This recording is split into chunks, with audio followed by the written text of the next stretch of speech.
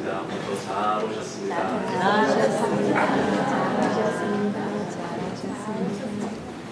오늘 우리가 함께 살펴볼 말씀 시편 57편은 다윗이 쓴 시입니다. 다윗이 쓴 여러 많은 시들 가운데 특별히 57편은 비탄시라고 그렇게 불려집니다. 비탄이라고 하는 말은 슬퍼하며 탄식하다라고 하는 뜻이죠. 다윗이 왜 이렇게 슬퍼하며 탄식하는 상황에서 이 시를 썼을까요? 이 시의 표제어를 보면 다윗이 사울을 피해 굴에 있을 때에 라고 그렇게 기록하고 있습니다. 여러분 잘 아시는 것처럼 다윗은 골리앗이라고 하는 블레셋의 장수를 쓰러뜨렸습니다. 골리앗의 위협 앞에 이스라엘 모든 군사들은 두려워 떨고 있었지만 다윗은 만군의 여호와의 이름으로 나아가 그 블레셋의 장수 골리앗을 쓰러뜨리며 나라를 구한 영웅이죠. 그로 인해 수많은 사람들이 다윗의 이름을 부르며 환호합니다. 모든 백성들이 다윗을 향해 박수치며 그의 이름을 부릅니다. 그런 상황 속에서 누구보다 기뻐해야 할 사람이 있었다면 바로 나라의 지도자 사울 왕이었죠. 하지만 사울은 다윗을 보며 시기와 질투심에 불안감에 휩싸이기 시작합니다. 사람들이 다윗의 이름을 환호하는 것을 보면서 다윗을 향해 박수와 갈채를 보내는 것을 보면서 질투와 시기심, 불안감에 휩싸이게 된 사울은 군대를 동원하여서 군사적, 정치적 힘으로 다윗을 사냥하듯 쫓아다니기 시작합니다. 다윗은 죄를 지어서 도망다니는 것이 아니었습니다. 나라를 위해 싸웠고 하나님 말씀에 순종하여 나아갔던 믿음의 사람이었죠. 그런데 그에게 돌아오는 것은 억울한 도망자의 신세였습니다. 사울의 군대가 점점 포위망을 좁혀오자 다윗은 결국 깊은 동굴로 숨어 들어갑니다. 동굴은 더 이상 물러설 수가 없는 막다른 골목입니다. 퇴로가 없습니다. 만약 사울의 군대가 이 동굴 입구를 찾아내고 그 안으로 밀고 들어온다면 다윗은 꼼짝없이 잡힐 수밖에 없는 그런 상황이죠. 동굴에 숨었다는 것은 그만큼 위험한 상황이었고 더 이상 물러설 수 있는 곳이 없는 인생 막장과 같은 곳이었습니다. 동굴, 여러분들도 아마 여행 때 동굴을 한두 번씩 가보셨을 것입니다. 여름에 가보면 어떻습니까? 시원합니다. 겨울에 가보면 따뜻합니다. 그래서 잠시의 느낌은 동굴이 참 시원하거나 따뜻하거나 참 좋다라고 하는 그런 느낌을 가질 수 있습니다. 그런데 장시간 있으면 어떻습니까? 굉장히 눅눅하고 습하기 때문에 몸이 힘들어집니다. 불도 잘 들어오지 않아서 깜깜합니다. 지나가다가 머리가 부딪힐 수도 있습니다. 더욱이 도망자 신세였던 다윗은 어두운 동굴에 숨어 있으면서도 불을 피울 수가 없었죠. 왜요? 불을 켜게 되면 자신의 위치를 노출시키기 때문에 불도 켤 수가 없는 그 깜깜하고 습한 동굴 속에서 여러 날을 보내게 됩니다. 그렇게 비참한 동굴 속에서 그런데 다윗은 놀라운 고백을 하죠. 본문 1절 말씀 보시면 내 영혼이 주께로 피하되 어디라고요? 주의 날개 그늘 아래. 다윗은 어둡고 캄캄한 그 습한 동굴에 있으면서 자신이 있는 그 동굴을 주의 날개 그늘 아래라고 표현하며 하나님의 은혜를 구하고 있습니다. 생물학 용어 중에 포란반이라고 하는 개념이 있습니다. 새가 그 알을 품을 때에 따뜻하게 보온을 유지해야 하는데 날이 추운 날, 바람이 차갑게 부는 날이 되면 그 보온성이 떨어지기 때문에 어미새는 스스로 자기 가슴팍에 있는 털을 뽑아냅니다. 여러분 잘 아는 것처럼 새 털은 매우 가볍고 따뜻하죠. 보온성이 매우 좋습니다. 보온성이 좋다는 것은 자기 체온을 스스로 유지하는 것이기 때문에 따뜻하게 품어주어야 할 알에게는 자기의 체온이 직접적으로 전달되는 것이 약해질 수밖에 없습니다. 그래서 어미새는 가슴팍에 있는 자기의 털을 스스로 뽑아내기 시작합니다. 알을 더욱더 따뜻하게 품어주기 위해 자기 가슴에 있는 깃털을 뽑아내고 그 알을 더욱더 따뜻하게 품어줄 수 있도록 자신의 그 맨살을 알과 새끼에게 직접 맞닿을 수 있도록 그렇게 하는 것이 바로 포란반입니다. 맨살로 자신의 모든 체온과 생명과 모든 에너지를 다해서 알을 품고 새끼를 품어줍니다. 비바람이 몰아치고 추운 날씨 속이지만 새끼 새들에게 그 알들에게는 그 포란반의 그 어미새의 품 안이 가장 따뜻하고 안전하게 되는 것이죠. 반면 어미새는 어떻습니까? 털을 다 뽑아냈기 때문에 차가운 바람을 직접적으로 맞을 수밖에 없습니다. 그렇지만 어미새 입장에서는 그 알을 품는 것이, 그 새끼를 품어주는 것이 무엇보다 중요했기 때문에 따뜻하고 포근한 보금자리를 만들기 위해 이렇게 어미새는 알과 새끼를 위해 자신의 털을 뽑았던 것이죠.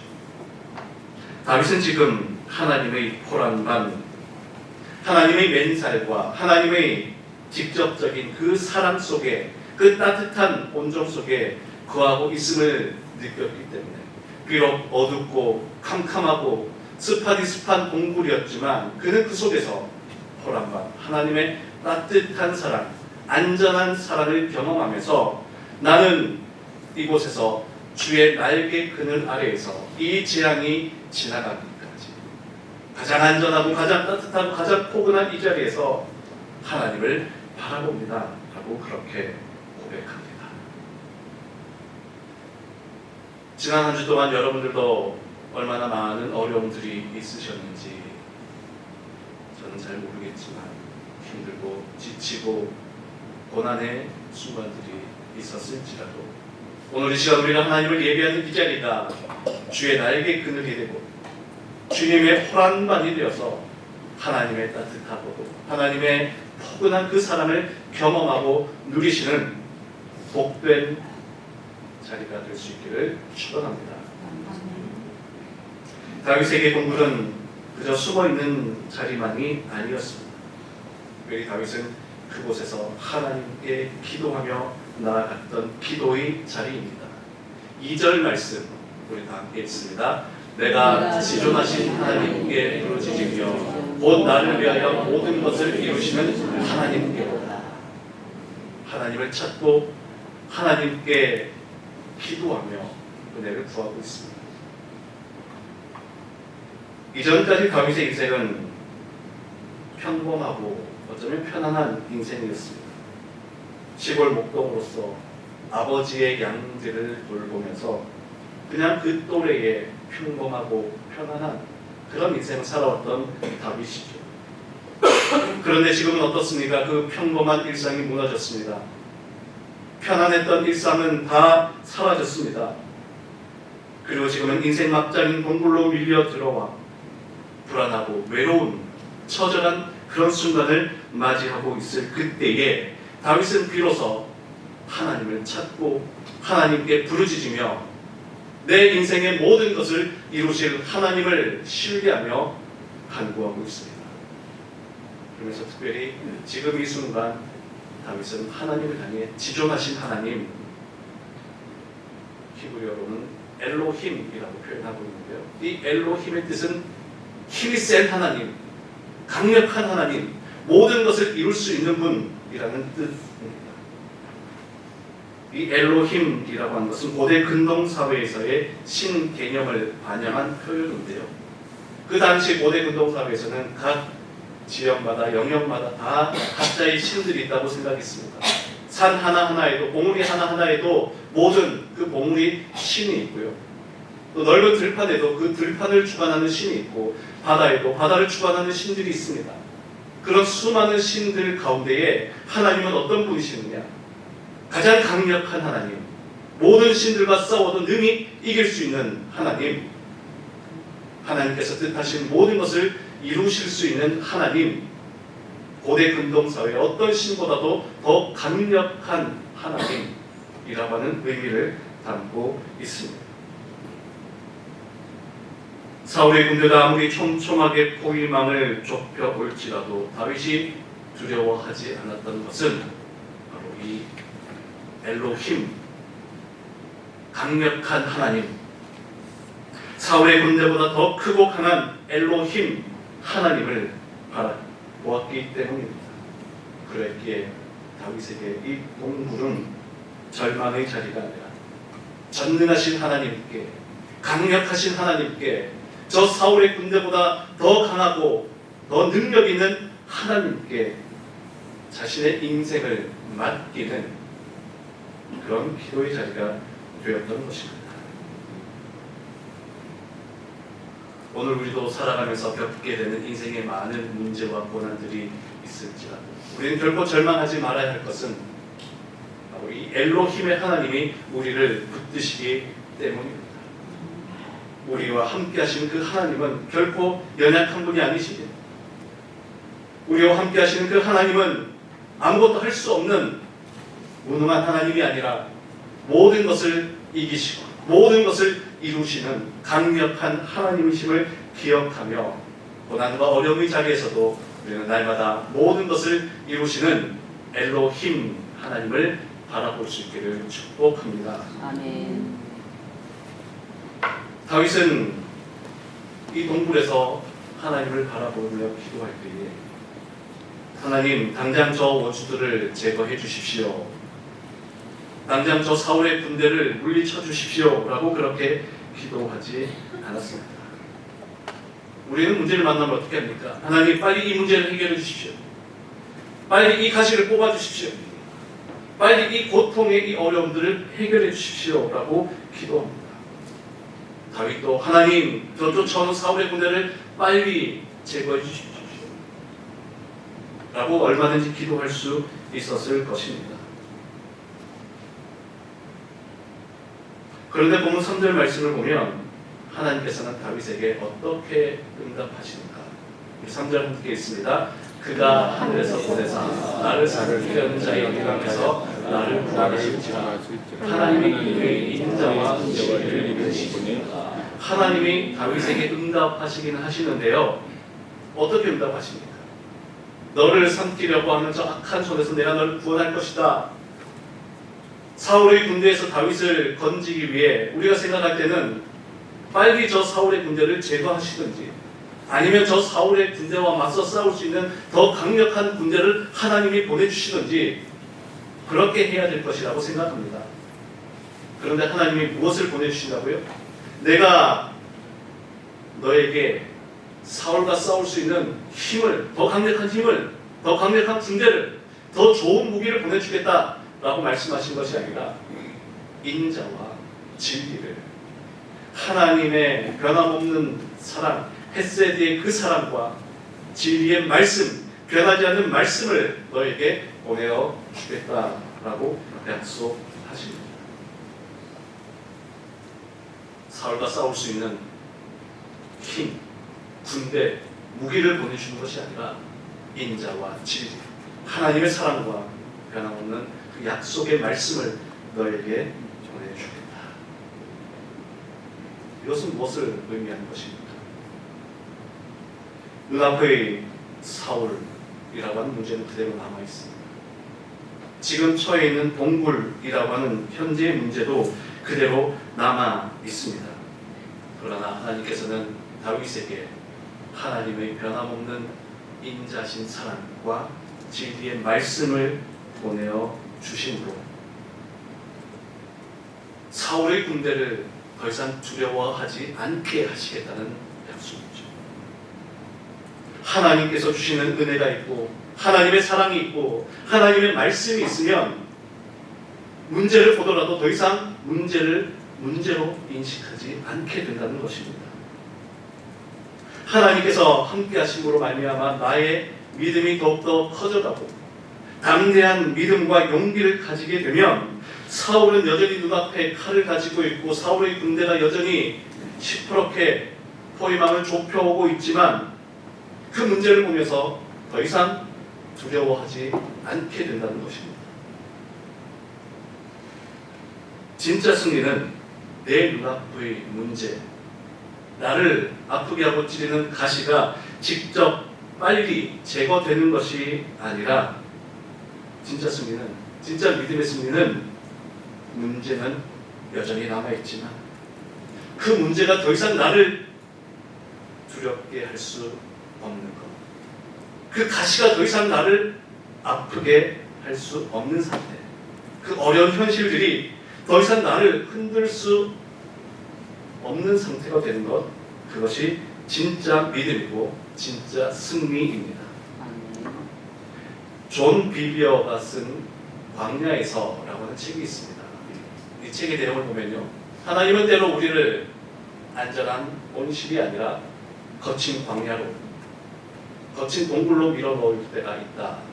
그것은 우리를 망가뜨리기 위함이 아니라 세상의 어떤 풍파에서도 흔들리지 않는 단단한 영적 근육과 체급을 키우기 위함이다라고 말하고 있습니다. 우리를 광야로, 동굴로 몰아넣으시는 이유가 무엇이라고요? 우리의 믿음의 체급을 키우고 영적인 체력, 영적인 근육을 키우기 위해서 우리를 때때로 광야와 동굴로 밀어넣으신다는 것입니다. 여러분, 고난은 상대적인 것입니다. 지금은 내가 굉장히 힘들고 이 고난 때문에 지금은 내가 굉장히 어려운 것 같지만 내 신앙의 키가 자라고 믿음의 체급이 성장하게 되면요, 그 문제와 어려운 현실들은 그대로 남아있지만 문제들이 이제는 문제로 여겨지지 않는 거예요. 아이고, 이까짓 것, 이 정도는 괜찮다, 이 정도는 괜찮다라는 그런 마음을 갖게 돼요. 여러분, 우리가 어린 시절 국민학교 다녔던, 우리 다 국민학교 세대죠. 저도 국민학교 다녔습니다. 국민학교 때는 운동장이 얼마나 커 보였습니까? 그런데 지금 내가 다녔던 국민학교 그 운동장을 가보면 어떻습니까? 왜 이렇게 작지? 어린 시절 봤던 그 국민학교 운동장 그렇게 커 보였는데 지금은 왜 이렇게 작지? 여러분, 그 운동장이 작아진 것입니까? 내가 성장한 것입니까? 그 운동장은 그대로입니다. 그런데 내가 성장한 것이죠. 더 큰 운동장도 보고요, 더 많은 경험도 쌓게 되고요, 더 넓은 세상을 바라보았기 때문에 어린 시절 보았던 운동장은 그대로 있지만, 어린 시절 보았을 때는 그 운동장이 그렇게 크고 넓게 보였지만 이제 내가 가서 보면 내 인생이 성장했고 내가 더 많은 경험을 쌓고 더 큰 운동장도 보았기 때문에 이제는 그 운동장이 작아 보이는 것이고, 여러분, 우리의 믿음도 마찬가지입니다. 우리의 신앙이 성장하고요, 우리의 믿음이 성숙하게 되고요, 우리의 영적인 체급을 키워가게 되면, 믿음의 체급을 키워가게 되면 문제와 어려움과 고난은 똑같이 남아있는데 예전에는 그 문제 속에 내가 짓눌리고 그 어려움 속에 내가 죽을 것 같았는데 우리의 믿음이 성장하고 우리의 영적인 체급이 커지면요, 더 이상 그 문제가 나를 괴롭힐 수 없다는 것입니다. 지금 하나님이 다윗을 이 동굴 속으로 몰아넣는 이유가 바로 거기입니다. 오늘 우리를 동굴 속으로, 인생의 깊은 막다른 곳으로 몰아넣는 이유가 바로 거기에 있다는 것입니다. 그렇기 때문에 우리에게 고난이 찾아오고 어려움이 찾아온다면 실망하거나 좌절하지 말고, 이 고난을 통해서, 이 어려움을 통해서 또 내가 영적인 도약을 할 수 있겠구나, 내가 영적인 근육을 또 한 번 키울 수 있구나. 내가 한 단계 더 성장하고 커져갈 수 있는 그런 기회가 되겠구나 라고 생각하며 그 어려움을 믿음으로 바라볼 수 있어야 할 것입니다. 이와 같이 하나님의 인자와 진리를 경험하게 되자 다윗의 입술에서 나오던 비탄과 탄식은 희망의 노래로 바뀌기 시작합니다. 57편 말씀을 읽어보면요, 처음에는 재앙이 찾아옵니다. 대적들의 창과 화살과 그물과 웅덩이가 나를 괴롭히고 나를 죽이려 합니다. 이런 환경들을 바라보며 불안하고 두려워했지만 하나님의 인자와 진리를 경험한 이후로 이제 다윗은 그런 환경들을 바라보는 것이 아니라 하나님께 그의 마음이 고정되고 그의 시선이 하나님께 확정됩니다. 7절 말씀 함께 읽습니다. 하나님이여 내 마음이 확정되었고 내 마음이 확정되었사오니 내가 노래하고 내가 찬송하리이다. 이전에는 자신을 향하는 사울의 창과 칼과 자신을 가두려고 하는 그 그물과 웅덩이를 바라보며 두려워했습니다. 그런데 이제는 내 마음이, 내 시선이 확정되다. 이 원어의 뜻을 보면요, 못으로 고정시키다 라는 의미가 있습니다. 우리가 벽에다가 못을 걸기 위해서 어떻습니까? 벽에다가 못을 고정시켜야 되죠.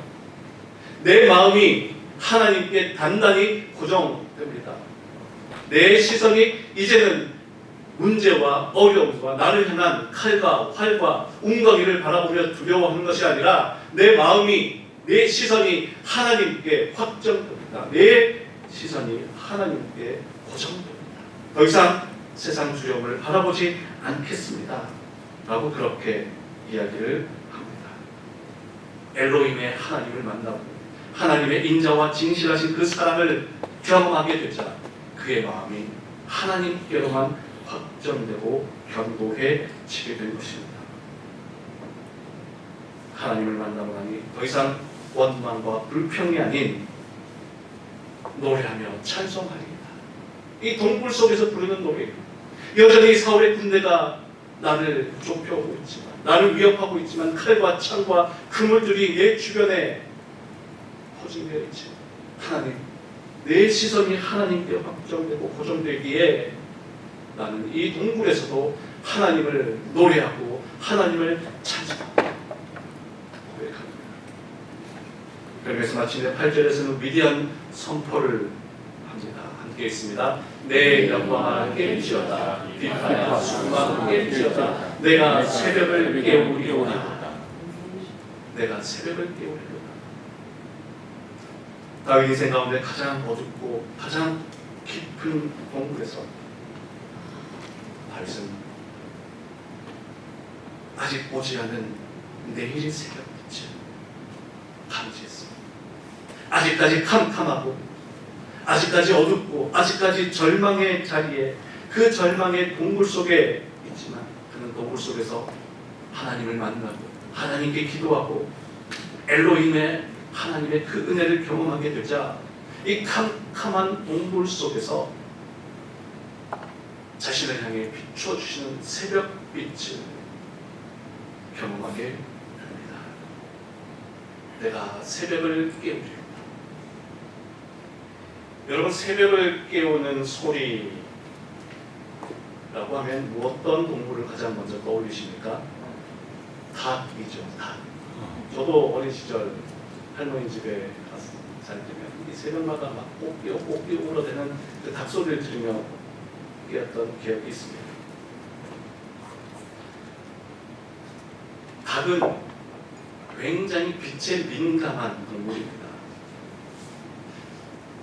사람의 머릿속에도 뇌도 있고요. 이 닭의 뇌도 있는데 빛을 감지하는 신경이 송과체라고 하는 것이 있습니다. 사람은 빛을 감지하는 것이 대부분 눈으로 빛을 감지하게 되죠. 그런데 이 닭은요, 눈으로 감지하는 빛도 있지만 뇌 기능 자체가 뇌 분비기관의 이 빛을 감지하는 송과체라고 하는 것이 매우 발달해 있는 동물입니다. 그래서 다른 동물들은 아직 캄캄하기 때문에 빛을 감지하지 못해도 이 닭은요, 아직 깜깜하지만 새벽이 밝아오고 있는 그 빛을 매우 민감하게, 매우 빠르게 감지를 한다고 합니다. 심지어는 닭에게 눈을 감겨놓고요, 닭에게 빛을 차단해놓고 있어도요, 이 닭은 눈으로 빛을 감지하는 것이 아니라 뇌에 직접적으로 빛을 감지하는, 그래서 닭의 뇌는 제3의 눈이라는 그런 별명도 붙이기도 합니다. 빛을 감지하는 신경이 뇌에 있기 때문에 눈을 감겨 놓아도, 빛을 차단해 놓아도 뇌 자체가 빛을 감지하는 그런 기관이 있습니다. 그것이 바로 닭의 송과체입니다.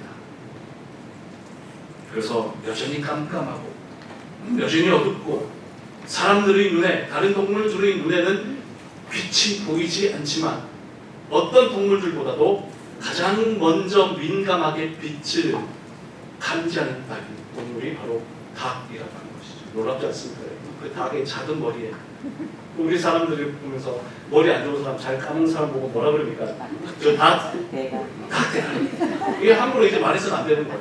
이 작은 닭 머릿속에도요, 빛을 감지하는 이 송과체라고 하는 것을 하나님이 심어주셨기 때문에 함부로 이제 이 감은 사람 보고 닭 대가리야 그렇게 말해서, 닭 대가리 속에는 이 송과체가 있기 때문에 누구보다도, 우리보다도 먼저 빛을 감지하는 놀라운 동물이에요. 그래서 이 닭이 아직까지 깜깜하지만 어떻습니까? 새벽이 밝아온 것을 민감하게, 빛이 비추는 것을 민감하게 꼭이야. 우리는 뭐라 그럽니까? 아직 깜깜한데 저 닭이 미쳤나고 왜 저렇게 있어요? 아직 깜깜한 밤에. 근데 우리가 보지 못한 빛을 이 닭을 뇌로서 감지하는 것이죠. 다윗은 이 영적인 송과체가 동물 속에서 민감하게 작동하기 시작했습니다. 아직 깜깜한 동물입니다. 스파디스판 동물입니다.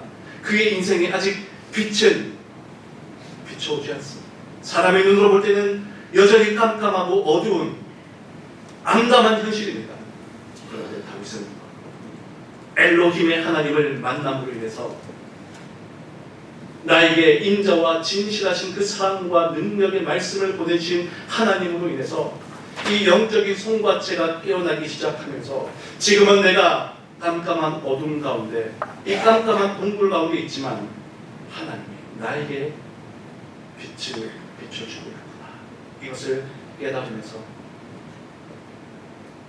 내가 새벽을 깨우리로다 라고 고백하고 있는 것입니다. 여러분, 오늘 우리도 이와 같은 영적인 송과체가 일어날 수 있기를 축복합니다. 우리의 영적인 송과체가 민감하게 반응하여서 제대로 작동하여서 어둡고 캄캄한 현실이지만, 절망의 동굴에 빠져있지만 새벽빛을 비추고 계시는 하나님의 그 사랑과 은혜를 경험할 때에 나는 노래하고 나는 찬송합니다. 내 주변에 이와 같은 어려움과 절망의 순간들이 여전히 나를 포기하고 있지만 나는 나에게 비추시는, 새벽빛을 비추시는 하나님의 그 은혜를 이미 발견했습니다 라고 고백하며 나아갈 수 있기를 축복합니다. 우리의 삶의 자리, 동굴과 같은 절망의 자리일지라도 그 동굴에서 하나님을 바라보고 하나님께 기도하며 그곳에서 영적인 송과체가 작동함으로 말미암아 우리 삶에 비추시는 하나님의 사랑과 은혜와 영적인 빛으로 말미암아 우리의 삶을 새롭게 이어가는 창신교회 모든 성도들 되시기를 간절히 축원합니다. 아멘. 기도하겠습니다. 사랑의 하나님, 다윗의 현실은 여전히 어둡고 깜깜한 공부와 같습니다. 그러나 그곳에서 엘로힘 하나님을 만남으로 더 이상 현실의 문제와 어려움들이 그를 두렵게 할 수 없었던 것처럼 오늘 우리도 우리의 영혼이 깨어서 하나님을 바라보게 하시고 도라마과 같은 하나님의 품속에서 우리의 영적인 송과체가 깨어나서 하나님께서 우리의 인생의 빛을 비추시는 은혜를 누리며 살아가는 우리 모두가 될 수 있도록 인도하여 주옵소서. 아멘. 예수님 거룩하신 이름으로 기도드리옵나이다. 아멘. 아멘.